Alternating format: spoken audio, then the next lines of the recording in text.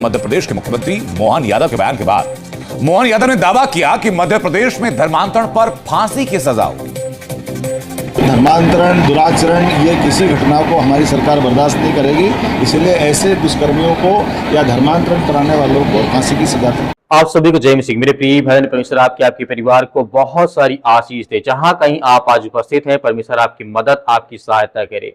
मेरे प्रिय भाई ने इस समय मोहन यादव मतलब मध्य प्रदेश के सीएम मतलब चीफ मिनिस्टर का बयान, मुख्यमंत्री का बयान इस समय वायरल हो रहा है। दरअसल उससे बहुत सारी बातें कही गई हैं, लेकिन हमारे भारत देश में लगातार ऐसी घटनाएं, मसीह समाज के ऊपर अत्याचार हो रहा है। चाहे वो घर में प्रार्थना करते हैं तब उन्हें पीटा जाता है, घर में बाइबल रख लेते हैं तब पीटा जाता है, चर्च जाते हैं तब उन्हें मारा जाता है, या चर्च पर हमला करते हैं या प्रार्थना सभा पर हमला करते हैं। आज दिन ऐसी में घटनाएं देखने को मिलती है। लेकिन आज मोहन यादव ने बहुत बड़ी यहाँ बात कही है, जो कि सोशल मीडिया पर इस चर्चा का विषय बना है। रिपोर्ट के अनुसार मुख्यमंत्री मोहन यादव ने कहा है कि यदि कहीं भी कानून के विरुद्ध जबरन अवैध धर्म परिवर्तन कराया जाता है तो सरकार उसके खिलाफ कानून के अनुसार कार्रवाई करेगी। यह एक बात समझना जरूरी है कि भारत का संविधान हर नागरिक को अपने धर्म को मानने और उसका प्रचार करने और शांति से उपासना करने का अधिकार भारत का संविधान देता है। ये बात का हम भी सपोर्ट करते हैं। इसमें किसी प्रकार का कोई गलत नहीं है। यदि कोई गलत करता है तो उससे कानूनी कार्रवाई हो और सख्त कार्रवाई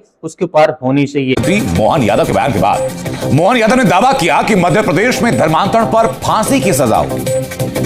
धर्मांतरण, दुराचरण, ये किसी घटना को हमारी सरकार बर्दाश्त नहीं करेगी। इसलिए ऐसे दुष्कर्मियों को या धर्मांतरण कराने वालों को फांसी की सजा दें।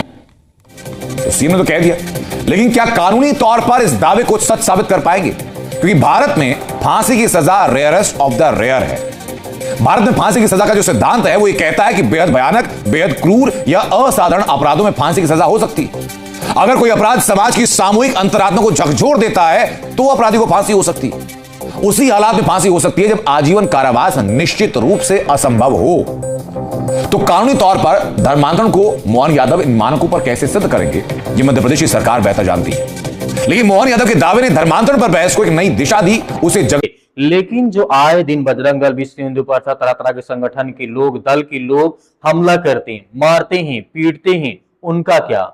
कभी आपने उनके बारे में न कभी FIR किया, न उनको कभी पकड़ा, न उनसे पूछा कि आपको अधिकार किसने दे दिया है? आप प्रार्थना सभा में घुसते हैं, मारते हैं, पीटते हैं, धमकाते हैं।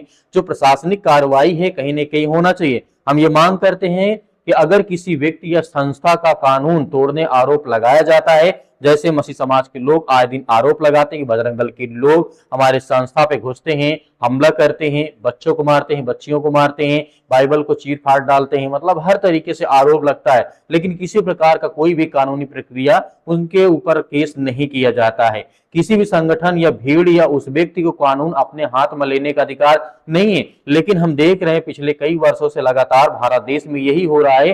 कोई भी संगठन आता है, मारता है, पीटता है और चला जाता है, और आप बयानबाजी करते हैं, कोई जबरन धर्म परिवर्तन कराता है, कोई लालच देता है। हाँ, ये बुरा है, गलत है, कानून के तहत नहीं है, तो उसकी सख्त कार्रवाई हो और उन पर भी कार्रवाई हो जो व्यक्ति आए दिन हमला करते हैं, जो आए दिन मारते हैं, पीटते हैं, धमकाते हैं। तो मेरे प्रिय भाई ने इस तरीके की घटनाएं हमारे भारत देश में लगातार हमें देखने को मिल रही। किसी विश्वासी को डराना या किसी भी समुदाय के खिलाफ हिंसा करना किसी भी स्थिति में उचित नहीं है। कहा जाता है कि यदि कोई शिकायत है तो उसका समाधान केवल कानून के माध्यम से होना चाहिए, लेकिन ऐसा होता नहीं हमारे भारत देश में। परमेश्वर का वचन हमें शांति का मार्ग सिखाता है। जैसे मत्ती अध्याय 5:9 में लिखा है, यीशु मसीह खुद स्वयं कहते हैं, धन्य है वे जो मेल कराने वाले हैं, क्योंकि वे परमेश्वर के पुत्र कहलाएंगे। और रोमियो की पुस्तक अध्याय 12:18 में भी लिखा है, जहां तक हो सके सब मनुष्यों के साथ मेल मिलाप से रहो। इसीलिए एक मसीही होने के नाते हमारी प्रार्थना है हमारे देश में शांति बनी रहे,